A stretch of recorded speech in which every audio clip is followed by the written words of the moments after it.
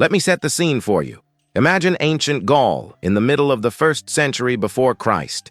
The air is thick with tension. On one side, you have Vercingetorix, the proud Gallic chieftain, surrounded by his warriors. They're not just fighting for a victory, they're fighting for their homes, their families, their entire way of life. All around them, rising from the earth like a cage, are the massive walls built by the Romans. These fortifications weren't just walls, they were a message. There's no escape. Across the trenches, Julius Caesar stands with his legionaries. You can almost picture him watching calmly, his mind always working, always planning. He's not just a general, he's someone who understands the power of both fear and hope. His soldiers trust him because he has led them through so many battles before. But this time, the stakes are higher than ever. If the Gauls break through, Rome's dream of conquering Gaul might crumble. If Caesar wins, he seals his place in history. Now here's something fascinating. The Romans didn't just build one wall, they built two. One faced inward, to keep Vercingetorix and his people trapped. The other faced outward, ready to defend against any Gallic reinforcements. It was like a fortress within a fortress, an engineering solution nobody expected. But even with all this planning, nobody knew what would happen next. Inside the walls, hunger and fear grew. Outside, hope flickered as Gallic allies gathered, desperate to break the siege. Imagine the pressure pressing down on both sides. The Romans, exhausted but determined, and the Gauls, clinging to the last spark of freedom. This clash at Alesia is more than just a battle. It's a story about two leaders and their people, about courage and desperation, about the choices we make when everything is on the line. It's about how a single moment can change the fate of whole nations. So, before we dive deeper into this incredible story, don't forget to like this video, subscribe to Legacy of Empires, and hit the notification bell. Trust me, you won't want to miss the rest of this journey through one of history's most dramatic showdowns. Picture this. It's the middle of the 1st century before Christ, and Julius Caesar has been fighting in Gaul for nearly 8 years. What started as a relatively straightforward campaign to secure Rome's northern borders had turned into something far more complex and bloody than anyone had imagined. Caesar wasn't just dealing with scattered tribes anymore. For years, he'd been playing a deadly game of conquest, moving from one Gallic settlement to another using a combination of brutal force and clever diplomacy. Some tribes surrendered without a fight, others were crushed beneath the hobnailed boots of his legions. But here's the thing that made Caesar so dangerous. He understood that war wasn't just about winning battles. It was about breaking the spirit of your enemies and making them believe resistance was futile. The Gauls, however, were far from simple barbarians. They were skilled warriors with their own sophisticated society, fierce loyalty to their tribes, and an intimate knowledge of their homeland that Caesar's Romans could never match. They knew every forest path, every river crossing, every hidden valley where an army could disappear or launch a surprise attack. But something extraordinary happened around 52 before Christ. A young chieftain named Vercingetorix emerged from the Arverni tribe, and he possessed something that had been missing from Gallic resistance: vision. This wasn't just another tribal leader looking to protect his own people. Vercingetorix saw the bigger picture. He understood that if the Gallic tribes continued fighting Caesar separately, they would all fall separately. Imagine the challenge this presented to Caesar. Suddenly, instead of facing divided enemies who might even fight each other, he was confronting a united Gaul.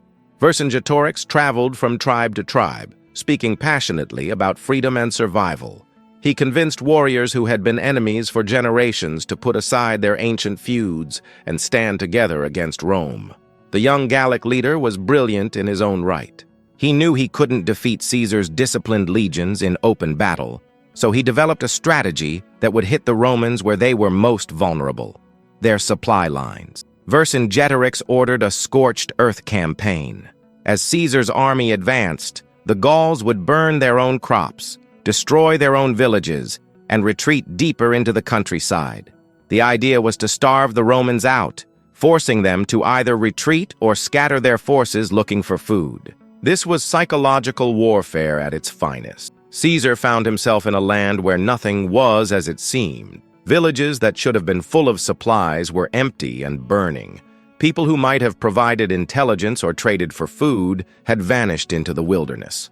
Every day his army spent in Gaul was a day when his soldiers grew hungrier, more exhausted, and more demoralized. For Caesar, this was perhaps the greatest crisis of his career. He had built his reputation on swift, decisive victories. His soldiers trusted him because he delivered results. His political enemies back in Rome were already sharpening their knives, waiting for news of his failure. If he couldn't crush this rebellion quickly, he risked losing everything he had worked for. The genius of Vercingetorix's strategy was that it turned Caesar's greatest strength against him.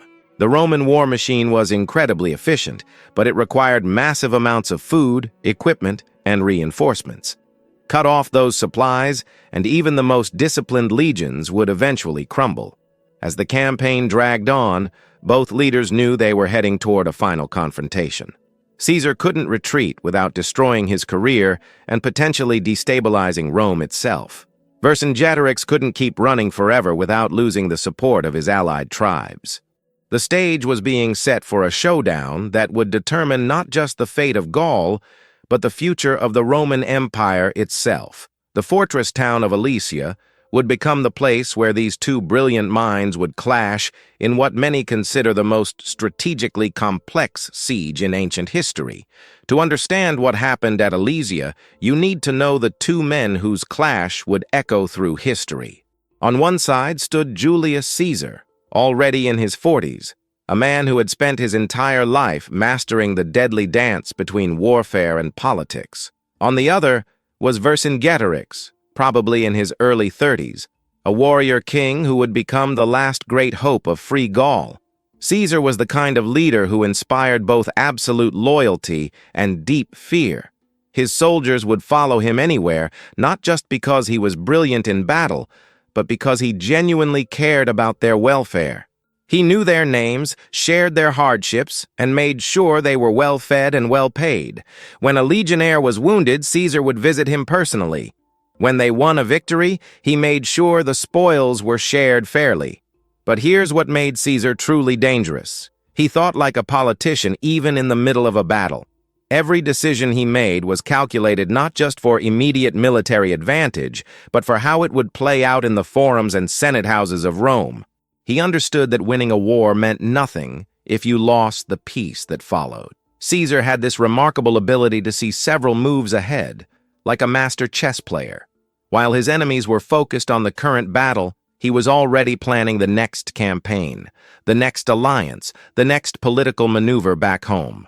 His letters to Rome were carefully crafted pieces of propaganda, designed to build his reputation as the man who could bring order to chaos. The Roman legions under Caesar's command were unlike anything the world had seen. These weren't just soldiers. They were a precision instrument of war. Each legion contained about 5,000 men, and they moved with a coordination that seemed almost supernatural to their enemies. They could build a fortified camp in a matter of hours, construct siege engines from local materials, and maintain discipline even when facing overwhelming odds. Caesar's legionnaires were professionals in the truest sense. They served for 25 years, long enough to become masters of their craft. They could march 20 miles in a day carrying 60 pounds of equipment, then dig fortifications before settling down for the night. More importantly, they trusted their system completely. Each man knew his role, knew his place in the formation, and knew that his brothers in arms would never abandon him.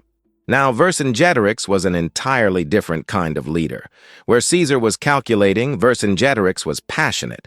Where Caesar relied on discipline and system, Vercingetorix drew his strength from the fierce independence of his people. He wasn't just a military commander, he was a symbol of everything the Gauls were fighting to preserve. The young Gallic chieftain had grown up watching Roman influence creep deeper into his homeland. He'd seen how some tribal leaders had bent the knee to Rome, accepting Roman gold in exchange for their people's freedom. This filled him with a burning anger that would drive everything he did.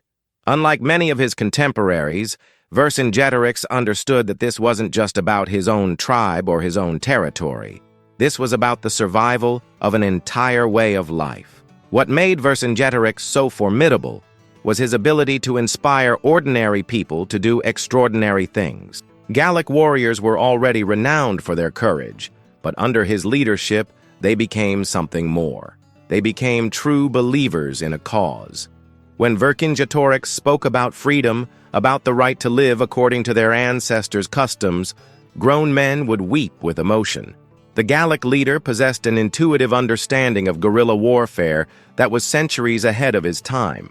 He knew his people couldn't match Roman discipline in a straight fight, so he refused to play by Roman rules. Instead, he turned the very landscape of Gaul into a weapon. Every hill, every forest, every river became part of his strategy. Here's something fascinating about their relationship. Caesar and Vercingetorix actually respected each other deeply.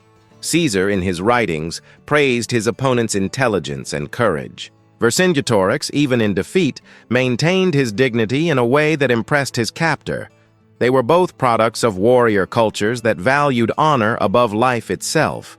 The contrast between their armies was striking. Caesar's legions moved like a single organism, each part perfectly coordinated with the others. Vercingetorix's forces were more like a pack of wolves, fierce and unpredictable, capable of appearing anywhere and striking without warning. Both approaches had their advantages. But as events would prove, the question was which strategy would prevail when they finally met in decisive battle. As they prepared for what both knew would be their final confrontation, each leader faced pressures that would have broken lesser men. Caesar knew that failure in Gaul would mean the end of his political career and possibly his life. Vercingetorix carried the weight of an entire people's hopes on his shoulders, knowing that defeat would mean the end of Gallic independence forever. The stage was set for a clash between two of history's most compelling figures, each representing a different vision of what the ancient world could become. When Caesar arrived at Alesia in the autumn of 52 before Christ, he faced what seemed like an impossible situation. Vercingetorix had chosen his ground brilliantly. The hilltop fortress of Alesia was perched on a plateau surrounded by steep cliffs and deep valleys, making it virtually impregnable to direct assault. Inside those walls waited around 80,000 Gallic warriors, along with their families and supplies. Any normal general would have taken one look at those formidable defenses and decided to find another way. But Caesar wasn't normal. As he studied the terrain, walking the perimeter with his engineers, something extraordinary began to form in his mind. If he couldn't take Alesia by storm, he would do something that had never been attempted on this scale before. Picture this. Caesar stood before his legions and announced that they were going to build not one, but two complete sets of fortifications. The first wall would face inward toward Alesia, trapping the Gauls inside. The second wall would face outward, protecting the Romans from the massive relief army that everyone knew was coming. His soldiers would be caught in the middle, building and defending both walls simultaneously. The Romans called the inner wall the circumvallation and the outer wall the contravallation. But these weren't just simple barriers. Caesar's engineers designed a killing machine that stretched for miles around the entire plateau. Each wall was actually a complex system of obstacles designed to channel attackers into predetermined killing zones. The construction itself was a marvel of military engineering. First, the legionnaires dug a deep ditch, piling the earth up behind it to create a rampart. On top of this earthwork, they built a wooden palisade studded with sharpened stakes. But Caesar wasn't finished. In front of the main ditch, his men dug additional trenches filled with water diverted from nearby streams. Here's where it gets really clever. Between the water-filled trenches and the main wall, the Romans planted what they called lilies. These were carefully concealed pits, each containing a sharpened stake and camouflaged with branches and leaves. An attacking warrior would think he was running on solid ground, only to plunge into a deadly trap. But Caesar had one more nasty surprise. Scattered throughout the killing field were devices called wolves, iron spikes connected to wooden blocks and buried just beneath the surface. A charging warrior or horse would step on one of these and find their foot or hoof pierced by an iron spike. The scale of this project was staggering. Caesar's legions, numbering around 70,000 men, worked day and night for weeks.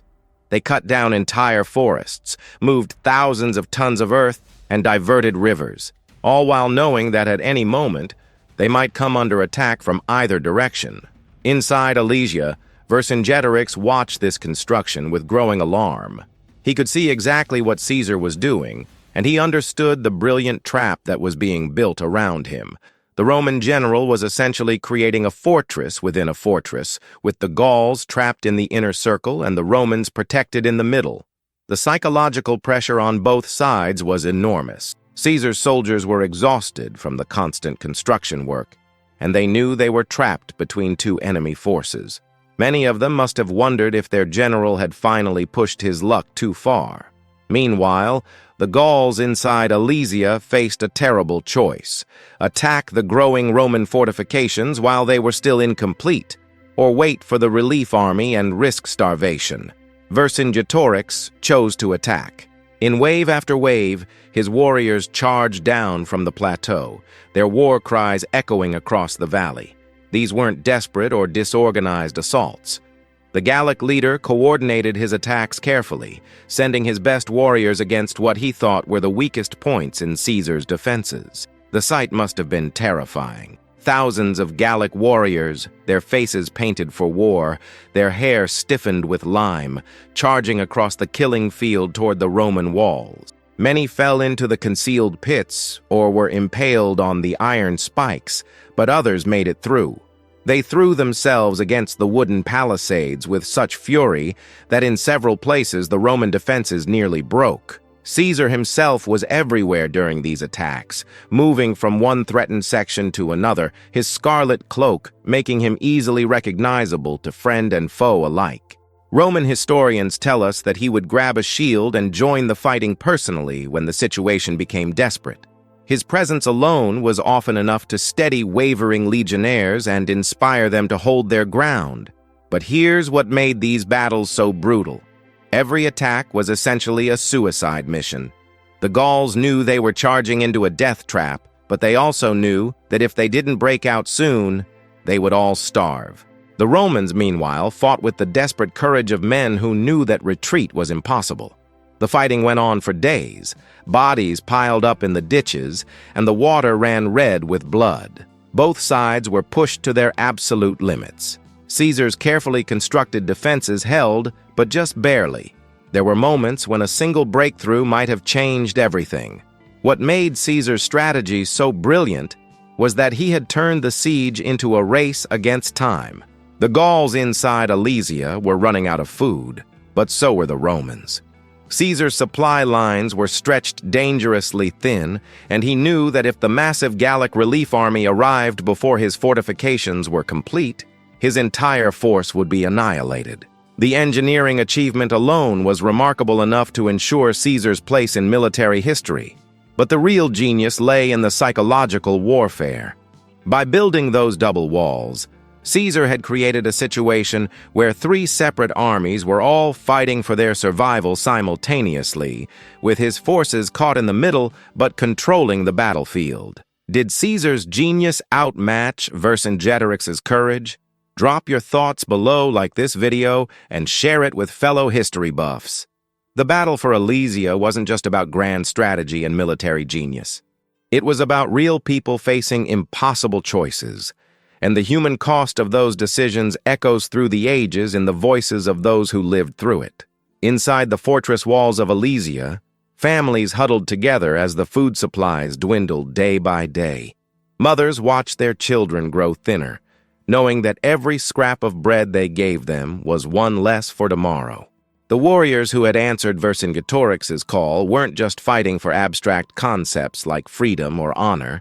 They were fighting for their wives, their children, their entire way of life. One Gallic warrior, whose name has been lost to history, supposedly spoke these words as he lay dying after a failed assault on Caesar's walls.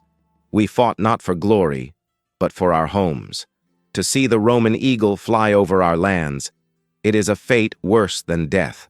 These weren't the words of a savage or a barbarian. This was a man who understood exactly what defeat would mean for his people. The Gauls knew their history.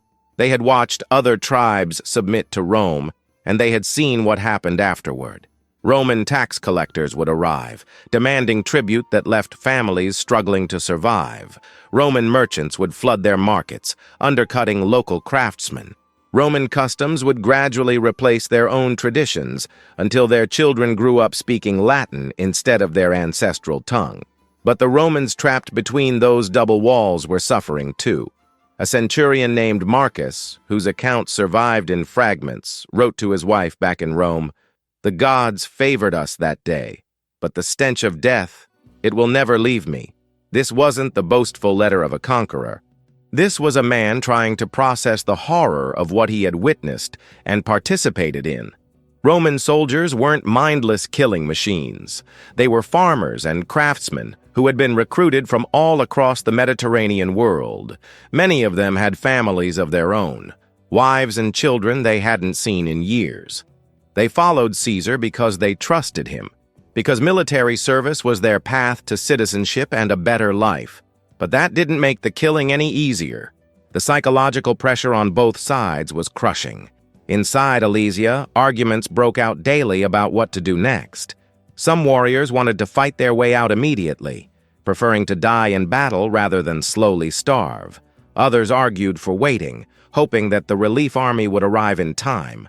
Still others, though they rarely spoke aloud, wondered if it might be better to surrender and live under Roman rule than to die for a cause that seemed increasingly hopeless.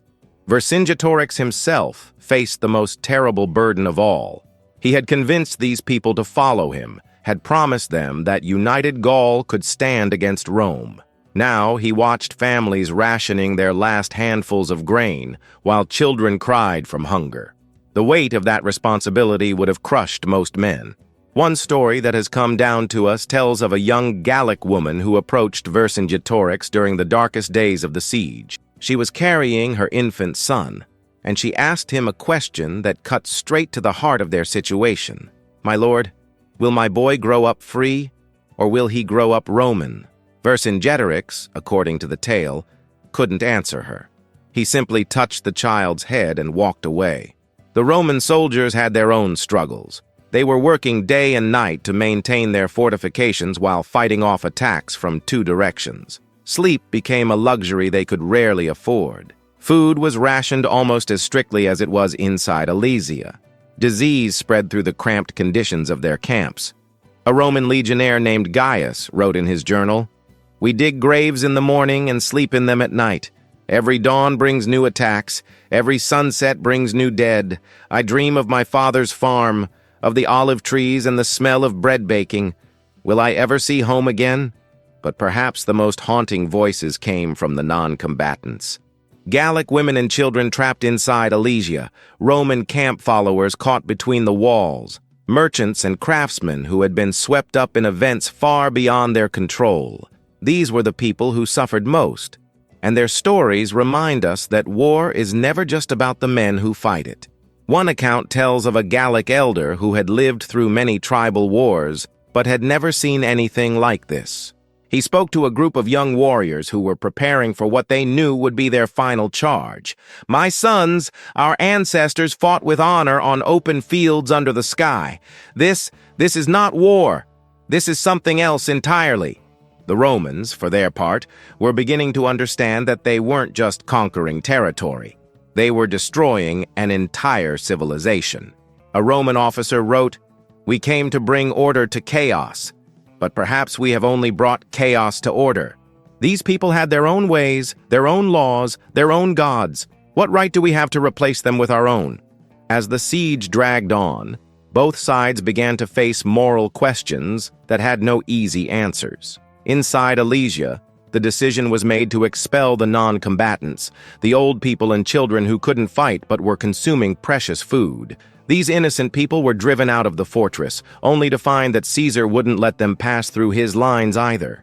They were left to starve in the no-man's land between the wall. The psychological impact of this decision haunted both armies. Gallic warriors watched their own people die slowly in the killing field, knowing they had condemned them to this fate.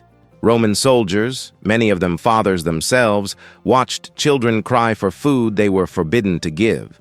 These voices from the trenches remind us that behind every great historical event are countless individual human stories. The Battle of Alesia wasn't just a clash between Caesar and Vercingetorix. It was a tragedy that played out in the lives of thousands of ordinary people who found themselves caught in the machinery of history. Picture this moment. The dust has settled, the screams have faded, and an eerie silence blankets the hillside fortress of Alesia. The massive relief army that was supposed to save the Gauls lies scattered across the battlefield, their hopes crushed against Caesar's ingenious double walls.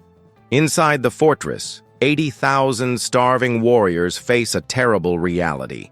Their last chance at freedom has just evaporated before their eyes. Vercingetorix stands on the ramparts, looking out at the carnage. This proud chieftain, who had united dozens of quarreling Gallic tribes into a single fighting force, now watches his people's dreams crumble. The weight of leadership has never felt heavier. Every face that looks to him for answers carries the same desperate question: what now? The young king, and he really was quite young, probably in his early 30s, had gambled everything on this moment. He'd convinced his fellow chiefs to abandon their traditional hit-and-run tactics and make a stand at Alesia. He'd promised them that a massive relief force would come to break Caesar's siege. And for a brief, shining moment, it had looked like he might be right. But Caesar's defenses held. The brilliant Roman general had essentially built a fortress around a fortress, trapping the Gauls inside while keeping reinforcements out. It was military engineering at its most ruthless and effective. Now, as Vercingetorix surveys the aftermath, he faces the hardest decision of his life. He could keep fighting, of course, force Caesar into a brutal assault that would cost thousands of Roman lives. But his own people were already dying of starvation. Children were crying for food that didn't exist. Warriors who had followed him into this siege were wasting away, their strength ebbing with each passing day. How many more should die for what was now clearly a lost cause? The Gallic War Council that night must have been heartbreaking. Imagine those grizzled warriors, men who had never backed down from a fight, finally admitting defeat. Some probably argued for one last desperate charge. Better to die with weapons in hand than surrender to Rome. Others, thinking of their families trapped inside the fortress, urged their king to seek terms. Vercingetorix made his choice at dawn. In one of history's most dramatic moments of surrender, he put on his finest armor, mounted his best horse, and rode slowly through the gates of Alesia. The image is almost cinematic. A lone rider emerging from the defeated fortress, the morning sun glinting off his weapons and armor. Caesar was waiting, seated on his campaign chair, surrounded by his officers and the eagle standards of his legions. The Roman general had probably been expecting this moment, but even he must have felt the gravity of what was happening. This wasn't just one chief giving up. This was the formal end of Gallic independence. Without a word, Vercingetorix dismounted, removed his sword, and laid it at Caesar's feet. Then came his armor, piece by piece, until the man who had been called the last hope of free Gaul stood defenseless before his conqueror. The symbolism was powerful and deliberate. Not just personal defeat, but the submission of an entire people. Caesar, ever the politician, understood theater as well as warfare. He accepted the surrender with dignity, probably recognizing that this moment would be remembered for centuries. But make no mistake, behind the formal ceremony lay cold calculation. Vercingetorix would be kept alive, paraded through Rome as a trophy, and eventually executed. It was standard practice for captured enemy leaders, a reminder to others who might challenge Roman power. The immediate aftermath was swift and brutal. The surviving Gallic warriors were either killed, enslaved, or forced into Roman service.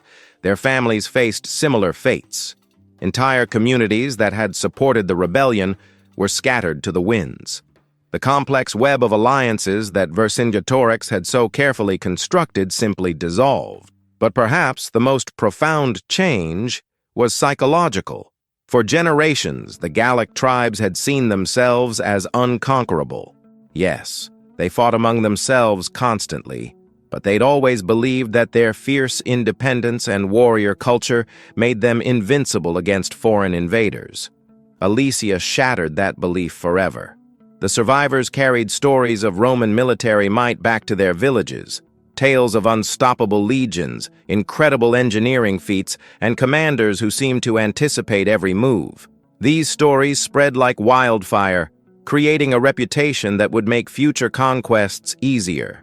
Sometimes the threat of what happened at Alesia was enough to secure surrender without a fight. Caesar, meanwhile, had achieved something remarkable. In less than a decade, he'd conquered territory larger than modern France, Belgium, and parts of Germany combined. He'd brought millions of new subjects under Roman rule and seized enough wealth to fund his political ambitions back home. Alesia was the capstone of this achievement, the victory that proved his genius to both enemies and allies. The treasure seized from the Gallic campaigns was staggering. Gold, silver, and other precious goods flowed into Roman coffers, funding everything from public works to political bribes. This wealth would help Caesar buy the loyalty he needed for his upcoming civil war against Pompey. In a very real sense, Gallic gold paved Caesar's path to becoming dictator of Rome. The defeat at Alesia marked the end of the last great Celtic resistance to Roman expansion. Other tribes across Europe took note. The Gauls had been considered among the fiercest warriors in the known world, and if they couldn't stand against Rome, what hope did anyone else have?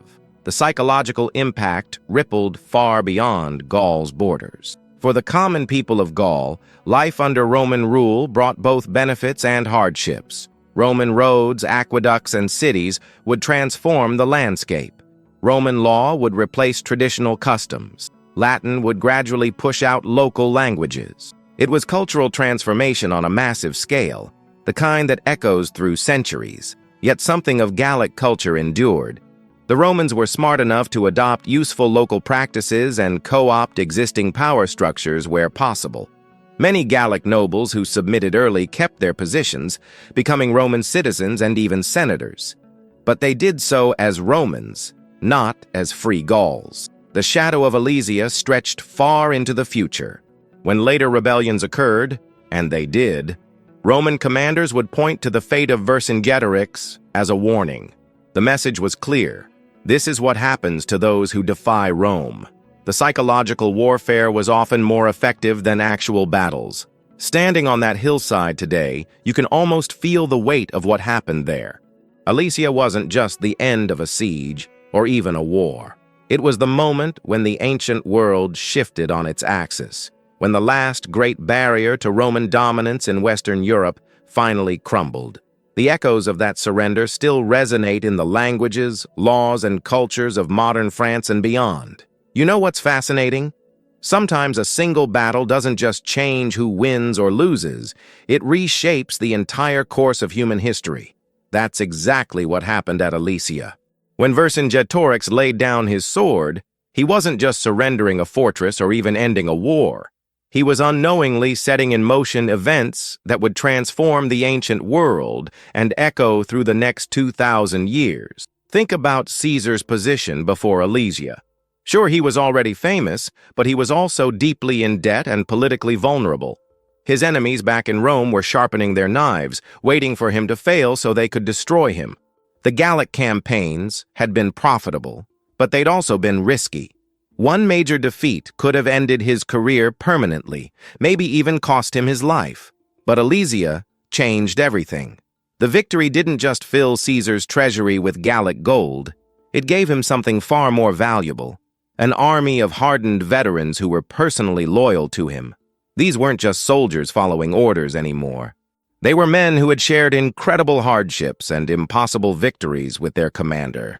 They'd seen him make split-second decisions that saved their lives and won battles that seemed unwinnable. Picture those legionaries marching back to Rome after 8 years of campaign. They'd conquered lands that stretched from the Atlantic to the Rhine, defeated enemies their grandfathers had only heard about in scary stories. And through it all, Caesar had led them to victory after victory, sharing dangers and dividing spoils fairly. That kind of loyalty can't be bought. It has to be earned in blood and shared triumph. The psychological impact on Caesar himself was equally profound. Before Gaul, he was just another ambitious politician in a system full of them. After Alesia, he knew he was something special. He'd proven he could outthink and outfight anyone. That confidence would prove crucial in the civil wars to come, when he'd face enemies who outnumbered him but couldn't match his strategic brilliance or the devotion of his troops. But here's where the story gets really interesting. The wealth from Gaul didn't just make Caesar rich. It fundamentally altered Roman politics. Suddenly, he had enough money to buy influence on a scale that dwarfed his rivals. He could fund public games that lasted for days, sponsor massive construction projects, and most importantly, pay his soldiers bonuses that guaranteed their continued loyalty. This created a dangerous new dynamic in Roman society. Traditional Roman values emphasized duty to the state above personal loyalty. But Caesar's veterans were more devoted to him personally than to the abstract concept of the Republic. When the time came to choose between Caesar and the Senate, they chose Caesar without hesitation. That choice marked the beginning of the end for the Roman Republic. The ripple effects spread far beyond politics. The massive influx of Gallic slaves transformed Roman society. Educated Gallic prisoners became tutors and administrators, spreading Celtic knowledge and customs throughout the Mediterranean world. Celtic craftsmanship influenced Roman art and technology. Even Gallic fighting techniques were adopted by Roman military trainers. More subtly, the conquest of Gaul shifted Rome's center of gravity northward.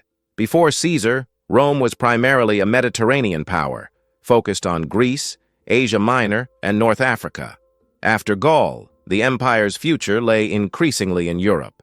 This would have profound consequences when barbarian migrations began centuries later.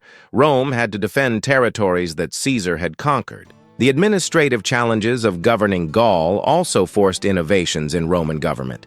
You can't rule millions of newly conquered people with the same methods you use for a city-state. Caesar and his successors had to develop new systems of provincial administration, new ways of integrating foreign peoples into Roman society, new approaches to law and taxation. These innovations became the foundation of imperial government. Think about the language you're hearing right now. English is full of Latin words that trace back to Roman administration and culture. Many of those concepts were refined during the process of governing post-Alesia Gaul. Words like citizen, province, administration, justice, they all carry echoes of the systems developed to manage Caesar's conquests. The military implications were equally far-reaching. Caesar's tactics at Alesia, particularly his use of engineering and siege warfare, became standard practice for Roman armies. Future commanders studied his campaigns as textbooks. The professional military engineering corps that built Hadrian's Wall and conquered Dacia traced their methods back to the double walls that trapped Vercingetorix. But perhaps most importantly, Alesia established a template for how Rome would expand for the next several centuries. Caesar had proven that even the most warlike peoples could be conquered if you combined superior strategy, advanced engineering, and unwavering determination. This gave later emperors confidence to attempt conquests that might otherwise have seemed impossible. Imagine if things had gone differently. What if Vercingetorix had won? What if the relief army had broken through Caesar's defenses and the Romans had been slaughtered to the last man? Caesar would have been disgraced. His political career ended. The Republic might have survived for generations longer. Rome might never have become an empire at all. Without Roman conquest, Gaul would have remained a patchwork of Celtic tribes. There would have been no Roman roads connecting Atlantic ports to Mediterranean markets. Latin would never have evolved into French, Spanish, and Italian. Christianity might never have spread beyond the Eastern Mediterranean. The entire trajectory of Western civilization would have been fundamentally different. Even seemingly small details had huge consequences. The Gallic gold that Caesar captured funded not just his civil war, but also the public works projects that employed thousands of Roman citizens. Those projects kept the urban population loyal during the chaotic transition from republic to empire. Without that stability, the whole system might have collapsed into anarchy. The veterans who settled in colonies throughout Gaul became the backbone of Romanization. They married local women, raised bilingual children, and created hybrid communities that were neither fully Roman nor fully Celtic. These communities became laboratories for the cultural fusion that would characterize the later empire. The process of turning conquered enemies into loyal citizens was perfected in post-Alesia Gaul. Caesar's literary account of the Gallic Wars, including his description of Alesia, became one of the most influential books in Western education. For over 1,500 years, students learned Latin by reading Caesar's commentaries. His clear, precise prose style influenced everything from legal documents to military reports. Even his propaganda techniques, presenting himself as a reluctant hero forced to defend Roman honor, became models for later rulers. The strategic lessons of Alesia echo through military history. Napoleon studied Caesar's campaigns intensively. So did the generals of both world wars. The principle of achieving victory through superior logistics and engineering, rather than just brute force, became a cornerstone of Western military thinking. When you walk through Paris today or drive on the highways of modern France, you're following routes that often trace back to Roman roads built to consolidate Caesar's conquests. When you hear French spoken, you're listening to Latin as transformed by centuries of evolution in the lands Caesar conquered. The very existence of France as a unified nation owes something to the administrative structures Rome imposed after Alesia. The defeat of Vercingetorix also marked the end of the last realistic chance for Celtic civilization to develop independently. The Celts had their own sophisticated culture, their own technologies, their own social systems. But after Alesia, Celtic independence was finished. What survived did so only as filtered through Roman institutions or preserved in remote corners of the empire. This is what makes Alesia so historically significant. It wasn't just Caesar defeating Vercingetorix or Rome conquering Gaul. It was the moment when the future shape of Europe was decided. Everything that came after, the empire, the spread of Christianity, the Renaissance, the discovery of the Americas, all of it built on foundations that were laid when those fortress walls finally fell, and Vercingetorix rode out to surrender. Standing in that field today, it's almost impossible to grasp how much world history pivoted on what happened there. But that's the thing about truly decisive moments. They often look like just another battle until you step back and see the vast web of consequences spreading out from them across the centuries. Picture this. The dust settles over a battlefield that changed everything. The walls of Alesia stand silent, but their echoes still ring through history today, nearly 2,000 years later. What happened here wasn't just another Roman victory. It was the moment that sealed the fate of an entire civilization and set Rome on the path to becoming the greatest empire the world had ever known. You know how sometimes a single moment can change the course of your entire life? That's exactly what Alesia was for the ancient world. When Vercingetorix rode out of those gates and laid down his weapons at Caesar's feet, he wasn't just surrendering a battle. He was handing over the future of Europe itself. Think about it this way. Before Alesia, Gaul was this wild, untamed land filled with fierce warriors who had been fighting Romans for decades. These weren't primitive tribes either. The Gauls were skilled metalworkers, brave fighters, and incredibly resourceful people. They had been giving Rome headaches for generations. But after Alesia, within a generation, Gallic children were learning Latin in Roman schools, Gallic nobles were becoming Roman senators, and the entire culture was transforming. Caesar knew exactly what he had accomplished. This wasn't just about adding territory to Rome's growing empire, though that was certainly part of it. This victory proved something crucial about Roman military might and engineering prowess that would echo through the corridors of power for centuries. When word reached Rome that Caesar had pulled off this impossible double-wall strategy, trapping 80,000 warriors while simultaneously fighting off a relief army, it sent shockwaves through the known world. But here's what really gets me about this whole story. It wasn't just about military genius. Caesar's victory at Alesia fundamentally changed how Rome saw itself. Before this campaign, Rome was still thinking like a city-state that happened to control a lot of territory. After Alesia, Rome began to see itself as destined to rule the world. You can trace a direct line from Caesar's triumph here to Augustus becoming the first emperor, to Roman legions marching all the way to Britain and the Rhine. And poor Vercingetorix. Can you imagine what was going through his mind during those final moments? This man had united quarreling Gallic tribes in a way that nobody thought possible. He had given Caesar the fight of his life, pushing the Roman general to the very limits of his strategic abilities. For a brief, shining moment, it looked like the Gauls might actually pull off the impossible and drive the Romans out of their homeland forever. Instead, Vercingetorix found himself a prisoner, destined to be paraded through Rome's streets before meeting his end. But here's the thing about history. Sometimes the losers leave just as powerful a legacy as the winners. Vercingetorix became a symbol of resistance that would inspire people fighting against oppression for thousands of years to come. The French still consider him one of their greatest heroes today. What fascinates me most is how this battle showed the world what Roman engineering could accomplish when pushed to its limits. Building those massive fortifications while under constant attack, creating supply lines that could sustain an army through a siege that lasted months. This was the kind of systematic, methodical approach to warfare that would become Rome's signature. Other armies fought with courage and skill, but Rome fought with math and engineering.